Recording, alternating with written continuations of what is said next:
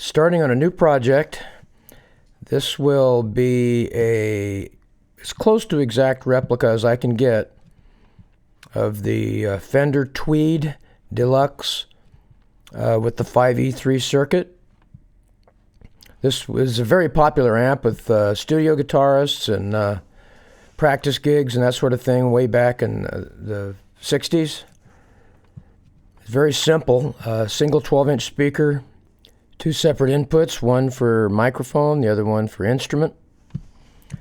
Here is the schematic for it, which we'll go over much more detail when I actually build it. And this is the layout, how they did it back in 1959.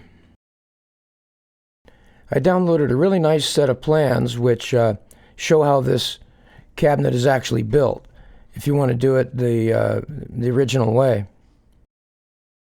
I'll put a link in the description.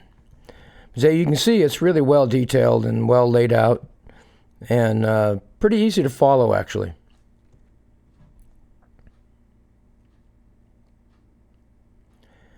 So I bought some 1x12 pine, and I'm gonna rough cut it at this point. I don't really have another way to do this except on the table saw, and it's not a very easy way to cut a big board like this. You really need a radial arm. So I'm overcutting all the pieces because there's just no way to get an accurate cut doing it this way.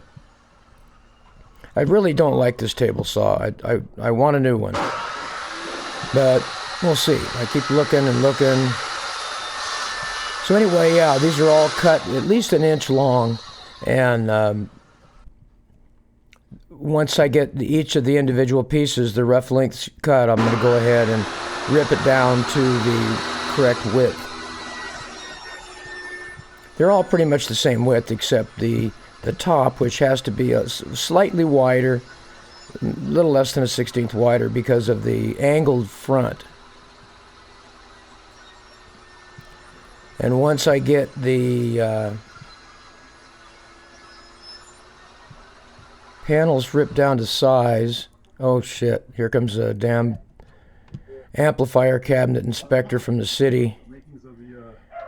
Somebody must have told him I was doing this, so he wants to make sure that my setup is right and that I'm following the plans correctly. Otherwise, he'll stop the project. So he's checking it out, and I'm hoping everything's going to be cool. So apparently he was satisfied and he let me continue the job. Actually, that's my neighbor Reggie. So I'm going to go ahead and cut the actual lengths of each panel, and I'll start by truing up one end, and I cut it and mark the end that I trued up. And then once I get the all the ends trued up, then I go ahead and cut the finished length of each panel. It's so much easier getting a nice square cut when using a sled, even a rather crude sled like this one. If it's set up right, you get a really good square cut. This is the side panel, and this is the slanted front edge. It's not it's only about an inch from top to bottom difference in the width, but that was how they designed this particular amplifier. And my table saw I don't have a really good way of cutting that on the table saw, so I just do it with a router. Okay, we're going to cut the finger joints. All of those original Fender cabinets were finger jointed like this. In fact, I think they may have even used smaller joints. I'm using 1/2 inch. It works out perfectly with the dimensions. Of course, 1/4 inch finger joints would work out too. But the 1/2 inches, there's no reason to go any more than, or any less than 1/2 inch on these. I actually used the same program for all 8 cuts. Just flip this panel over and cut the other end, and then do each panel the same way. And when it's done, it should be ready to go. I'm overcutting a little bit in the corner which will leave a little half circle, like a half moon opening.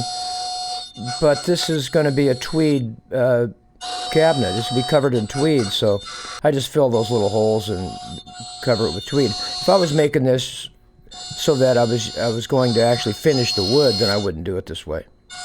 But this works fine, and it just doesn't take a second operation. And just you can go straight to glue up after this, practically. So I'm going to go ahead and do a test fit. Make sure everything is dimensional and everything slides together. You don't want to fight with it when you start gluing this up.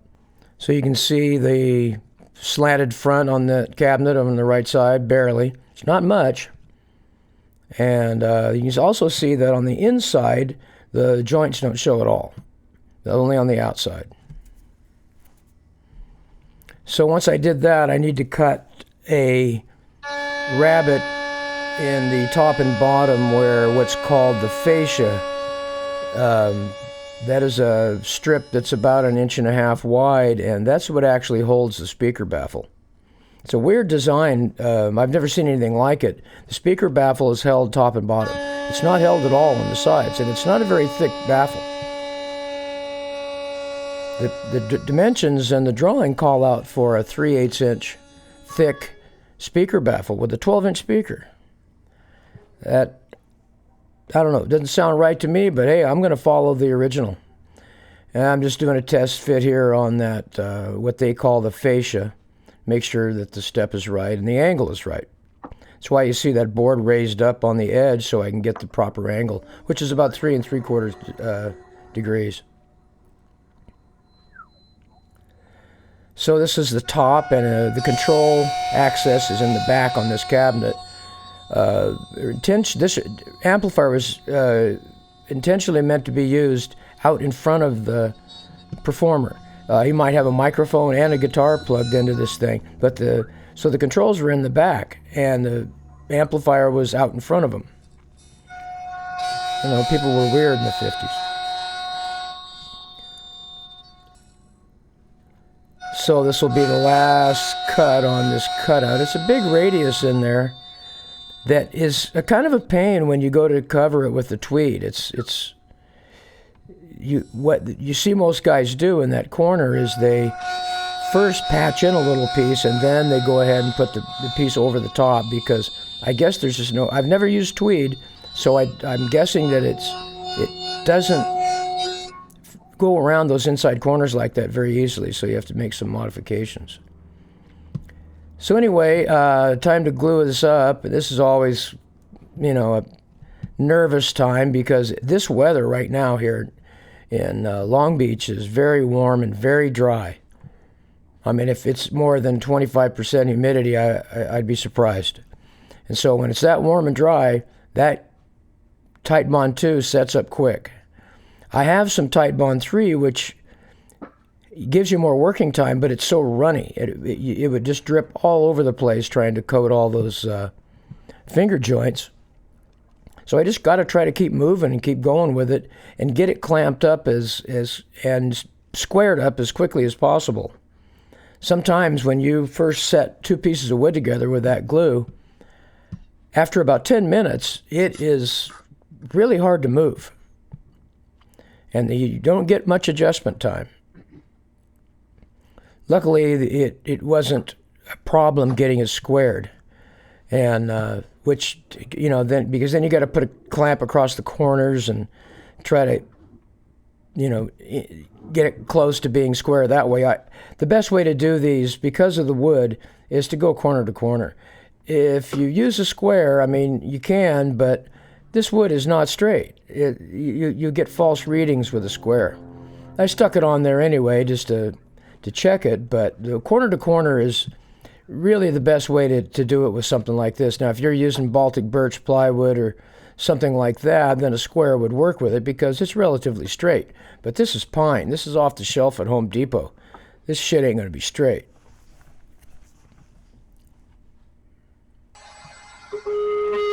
So all the outside corners on this have a 3/8 radius. So I'm going to hit it with the router and That does 90% of the work.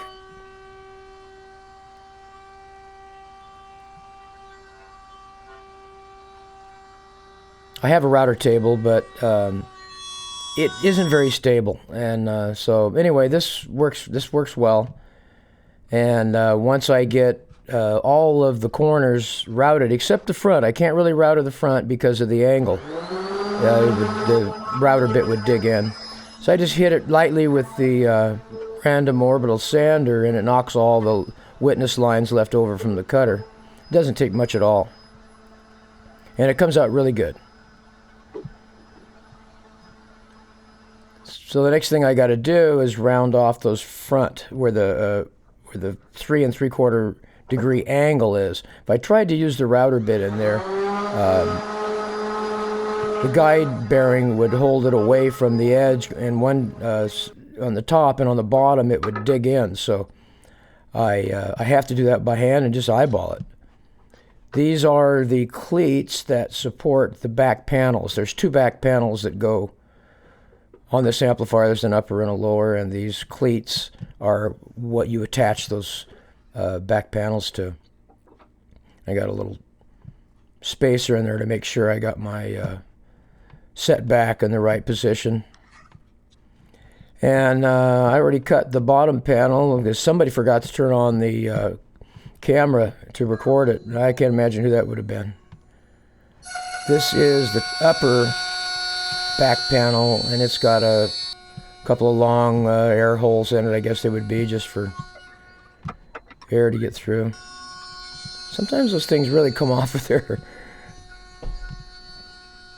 almost dangerous, but this one behaved itself, so I didn't have to worry about this one. And that's the back panels. Next thing I have to do is cut out the speaker baffle. This is it.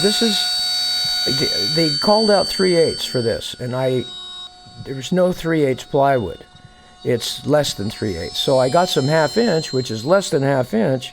So it's slightly thicker than what the drawing calls out for, but I'm actually kind of happy about that. So anyway, this is it. It's all kind of sanded and ready for tweed, and that should be an adventure, because I've never done tweed. Done a fair amount of Tolex, and I got so where I was pretty comfortable doing Tolex, but that's the sort of thing I'm just not very good at. I don't have patience. So you'll notice that speaker is offset. It's offset down and to the left side. I think that was originally because the actual power tubes would hit the magnet on that speaker if it were if it were centered. So that's where they put it. I'll flip it around and check those panels. You'll notice there's quite a bit of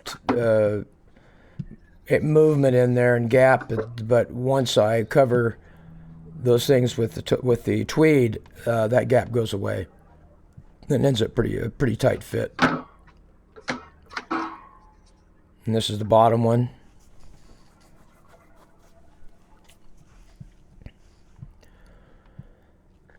So that's pretty much it, and I think we're going to have to break this up because there's just too much detail. So this was part 1, and thanks for watching.